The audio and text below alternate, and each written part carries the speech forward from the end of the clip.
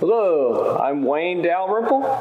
I'm going to be teaching on 1 Thessalonians.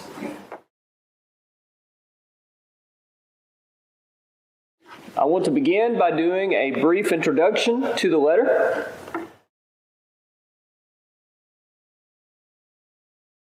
Church in Thessalonica had been established on Paul's second missionary journey. We read about that in Acts chapter 17, verses 1 through 9.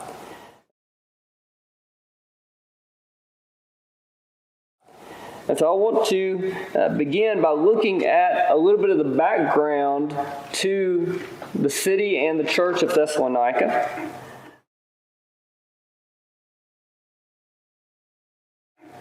The city was established in 315 BC by the Macedonian king Cassander, and it was named for his wife, and it's located in modern-day northern Greece.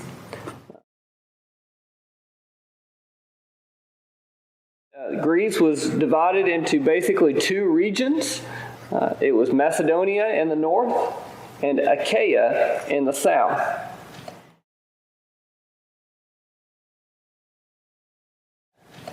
And so Thessalonica was a major city in Macedonia. In fact, it was the capital of Macedonia. The Romans conquered the city in 168 BC, and that's when they eventually then made it the capital of that province.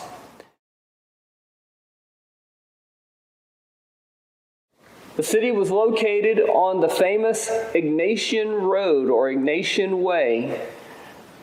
And so it was a major trade center and travel destination, and people would travel through there going to all kinds of places.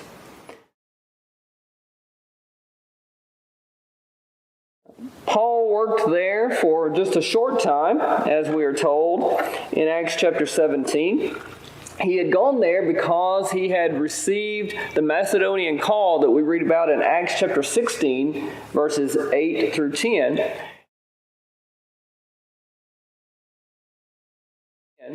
He and those who were with him went to Philippi, and then after they encountered the riots there and were imprisoned, and then escaped and went away, then they came eventually to Thessalonica.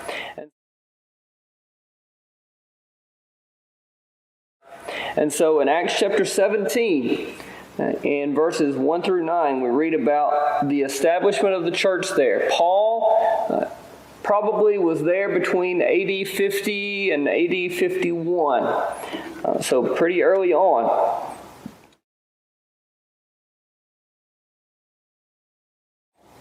And we know that their stay was pretty short, lasting just a few months. In fact, we're told in Acts 17 in verse 2, it says, Paul went in, as was his custom, and on 3 Sabbath days he reasoned with them from the Scriptures.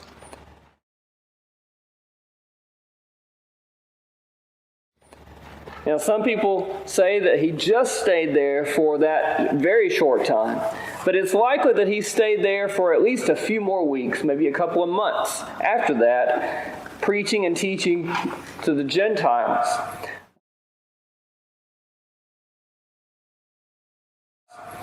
Because we know that many of the Christians in Thessalonica were Gentiles.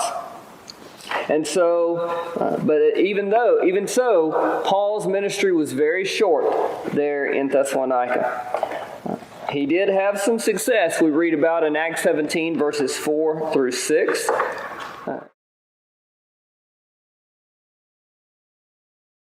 As well, Paul mentions that in 1 Thessalonians chapter 1, verses 8 and 9.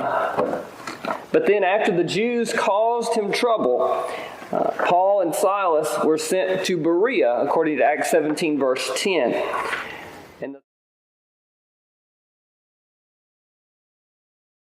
And the Thessalonican Jews even followed Paul and Silas to Berea and made trouble for him there.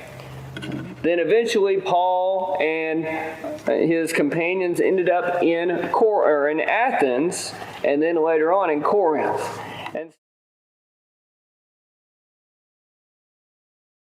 And so Paul most likely wrote this letter from Corinth.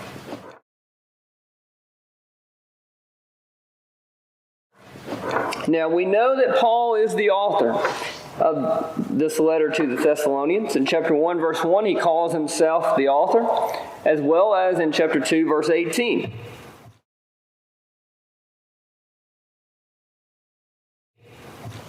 The language that's used in the letter is very similar to other letters that are also accepted as being from Paul.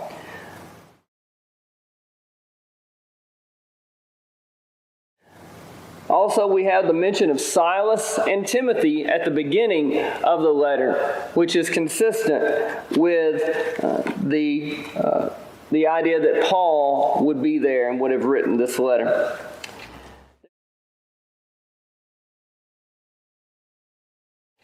There's also some external evidence to support the fact that Paul is the author.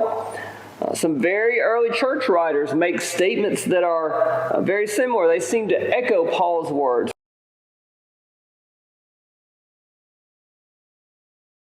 For example, Clement of Rome from AD 95, as well as Ignatius of Antioch, AD 110.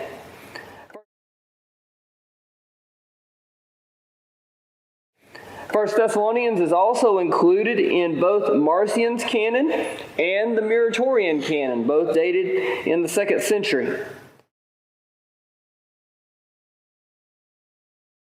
Irenaeus from AD 180 quoted it by name in his Against Heresies.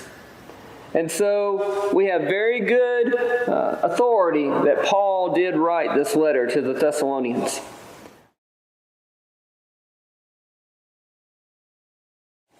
Why did he write this letter? Well, as has already been stated, since Paul and his companions had established the church fairly early in his ministry, about AD 50 or 51, and then they were only there for a few months at the most,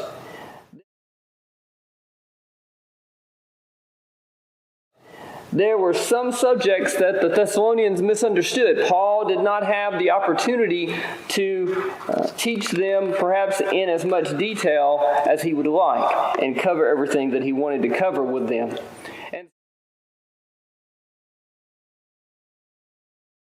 And so there were some misunderstandings. And so Paul wrote 1 Thessalonians to correct some of these misunderstandings, especially concerning the second coming of Jesus.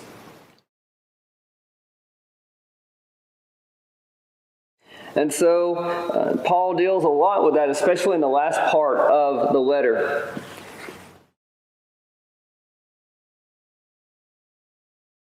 Paul wrote this probably, as I said, from Corinth, and it would have been after he left Berea, and then he went to Athens,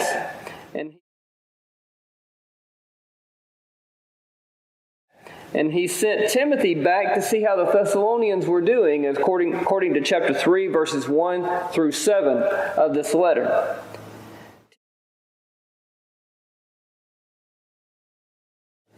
Timothy then rejoined Paul at his next stop in Corinth, where he gave Paul a mostly good report, but then told him about the misunderstandings that the Thessalonians had.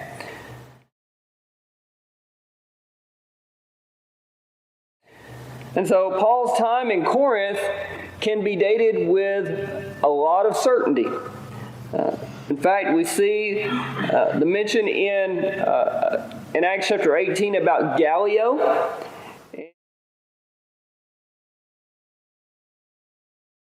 And Gallio's term is dated because we know about an inscription called the Delphi inscription that was found in 1909, and that Gallio's term, began in AD 52. And so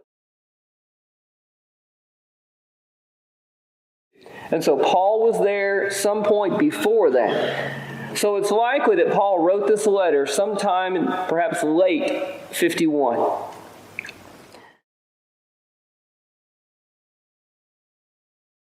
What was the purpose, or what were the purposes of the letter?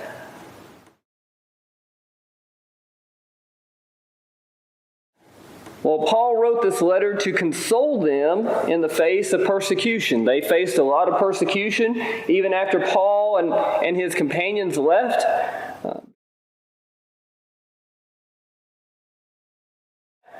Because of the persecution that Paul had faced, and the Jews that drove them out, when they left, no doubt they turned their attention to the Christians who were still there in the city.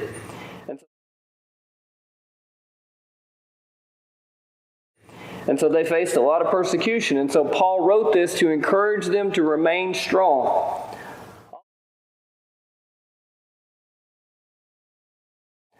Also, he wrote to rejoice with them in their victory over adversity. They had indeed remained strong according to Timothy's report. Chapter 3, verses 6 through 10 talks about that.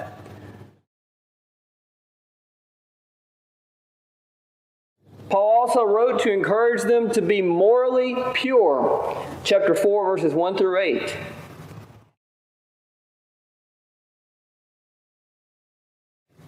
And then, as I've mentioned, he wrote to correct their misunderstanding about the second coming. Chapter 4, verse 13 through chapter 5, verse 11 especially deals with that.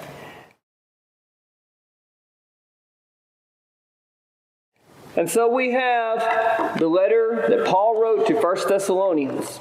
He would also write 2 Thessalonians not very long after. But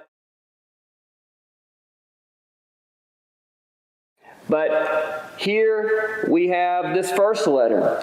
And so we will then begin with looking at the text in just a moment.